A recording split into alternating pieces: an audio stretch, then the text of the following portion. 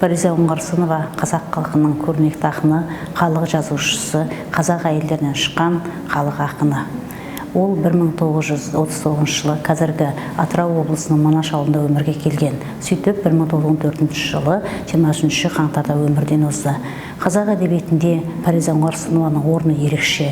Оның лирикаларының сан алуан қырлы сырлары бар. Мысалы, бір ғана махаббат тақырыбына жазылған «Жақсы көру» деген өлеңіне алып қарайықшы. Біреуді жақсы көру қандай жақсы, нұрланып кетеді екен айналаң деген өлең жолдарының өзіндегі адамның табиғатпен, яғни біреу жақсы көрген кездегі ішкі дүниесінің бәрі нұрланып, жан-жағындағы табиғаттың барлығы нұрлы сезіммен болатындығын көрсетеді.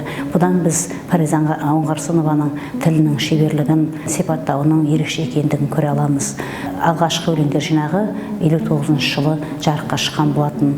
Оның 1979 жылы шыққан «Сырласу немесе ақын қыздың анасымен монологы» деген поэмасында қазақ әйелдерінің батырлығы, шыншылдығы, қаһармандығы өте көркем бейнеленген. Сондай-ақ оның қазақ ұлттық құндылықтарына тұнып тұрған өлеңі «Оюлар» деген өлеңі. Бұл білім саласында оқытылып, шәкірттердің бойына ұлттық құндылықтарды дарытуға бірден-бір үлес қосып келеді.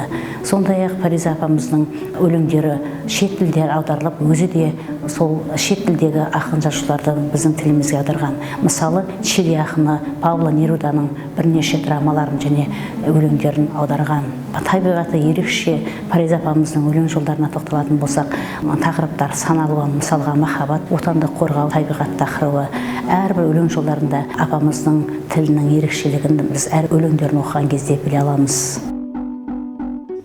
Жер бетінде қаншама рет ойласан, уақыттардың ну орманы қорады, сарқылды арна сулары. Сөйлейді адам заманының тілімен, жаңа күннің үнімен. Заманын да ұл емес, уақыттың да түк емес. Адамдары өмір сынын жембесе, тіршіліктің екпініне ермесе, уақыт тілі менің тілім ендеше. Сенде тасты қастерлі аспандалау, сенде жанды тербетер дастан барау. Менің мына өмірге құштарлығым сені жақсы көруден басталған-ау. Менде бір толғаныс бар, кейде өзімде түсінбеймін. Дария күннің дауылдай күшіндей бір, сонау біздің қырдағы тұяқ тілген бәйгі алаңы секілді дүсірлеймін. Басында оқ жетпестің сағым мұнар, жан қанша жазығында жаным дұғар. Қиындап түсінісу кеткесін бе, өзімді ұққандарға жаным құмар. Кешірмесен жат қылықпен жаныңды жараласам, бар сырымды бүкпесіз саған ашам.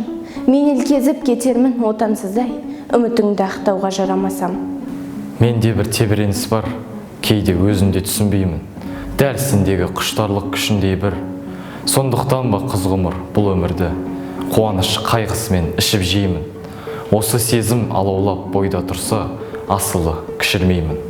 Ол жерге деген менде сезім бөлек, жатпасын келгенімде өзіңделеп, ал оның қасиетін сезу үшін тек менің жүрегім мен көзім керек.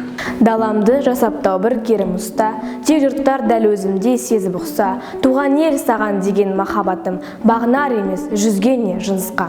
Бұл маңнан нелер терең сырды ұқпадым, туыстар не жайсаңды мұң жұтқанын.